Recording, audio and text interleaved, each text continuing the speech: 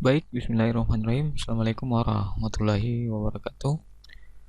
Jadi pada video kali ini kita akan membahas terkait dengan uji asumsi pada regresi linear, uh, yaitu uji heteroskedastisitas. Ya, pada dasarnya ada tiga ya. Pertama uji normalitas, kemudian yang kedua multikolinearitas, kemudian yang ketiga ada heteroskedastisitas. Nah, pada bagian kali ini kita akan membahas terkait dengan uji heterokedastisitas dengan cara menggunakan metode Glaser ya, adik-adik sekalian, menggunakan SPSS. Nah, baik, sebelum silakan terlebih dahulu dibuka SPSS-nya, kemudian mengisi variabel. Misalnya ada dua, sebagai contoh, ini ada dua variabel bebas dan ada satu variabel terikat ya.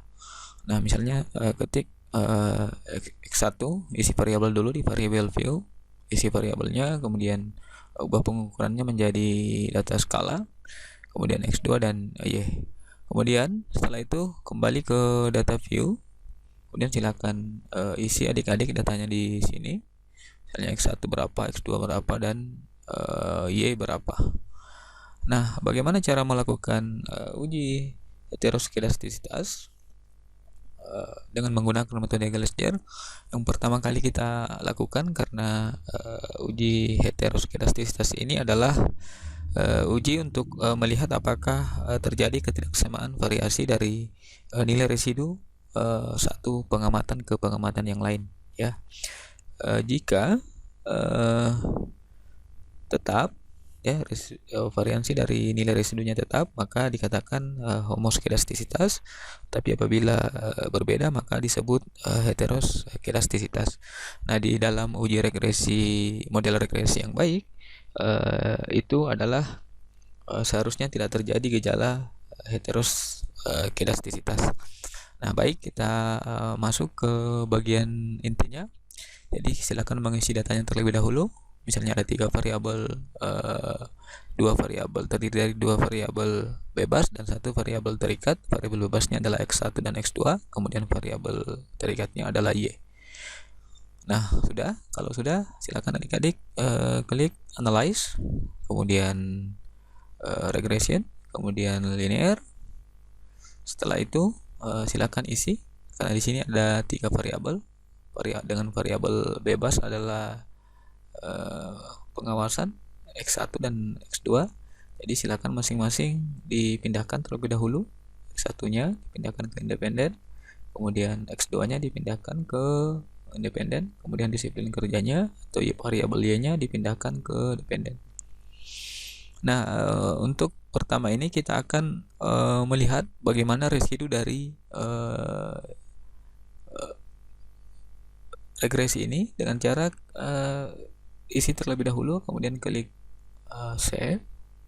Di save ini silakan centang standard reset yang residual, kemudian di bawah juga centang, kemudian silakan continue, kemudian silakan oke. Nah, jika sudah muncul, abaikan saja. Kita akan melihat data yang baru. Jadi ini adalah nilai residunya. Kemudian setelah kita ada nilai residu, maka kita membutuhkan nilai absolut dari residu ini. Maka dari itu silakan adik-adik setelah muncul nilai residu ini, silakan ketik transform, kemudian input variable. Setelah itu ini silakan adik-adik terlebih dahulu mengisi yang bagian ini ya, numeric expression, dengan cara mengetik alt, kemudian cari nilai absolut ABS ya. Jadi nilai absolut. Setelah itu isi variabel ABS ini dengan residu tadi, berarti res kemudian satu ya, satu ya. Kemudian setelah itu silakan isi target variabel dengan nilai ABS, kemudian residu. Kemudian ketika selesai silakan ketik oke. Diabaikan lagi. Kita lihat di data awalnya, maka akan muncul nilai absolut dari nilai residu ini. Dan inilah yang akan kita uji coba menggunakan analisis regresi untuk melihat apakah gejala heteroskedastisitas itu terjadi atau tidak. Nah, silakan adik-adik klik analyze.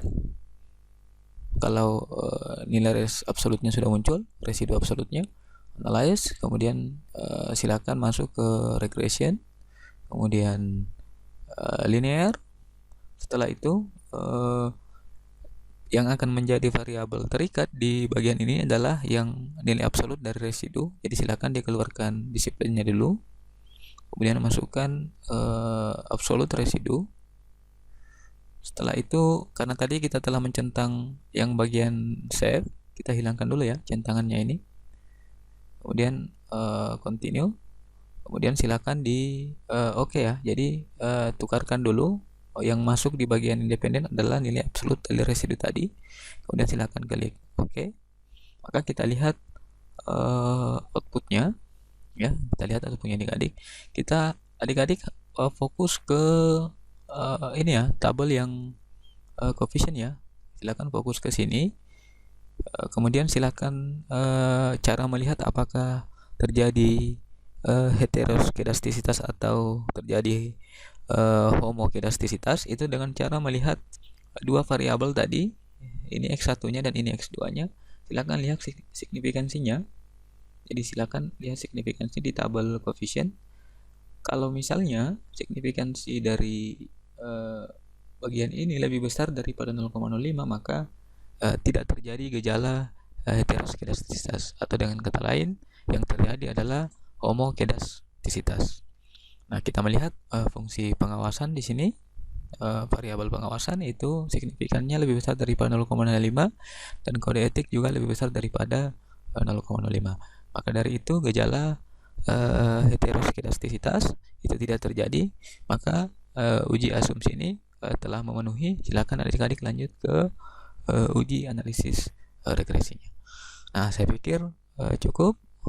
Saya akhiri. Assalamualaikum warahmatullahi wabarakatuh.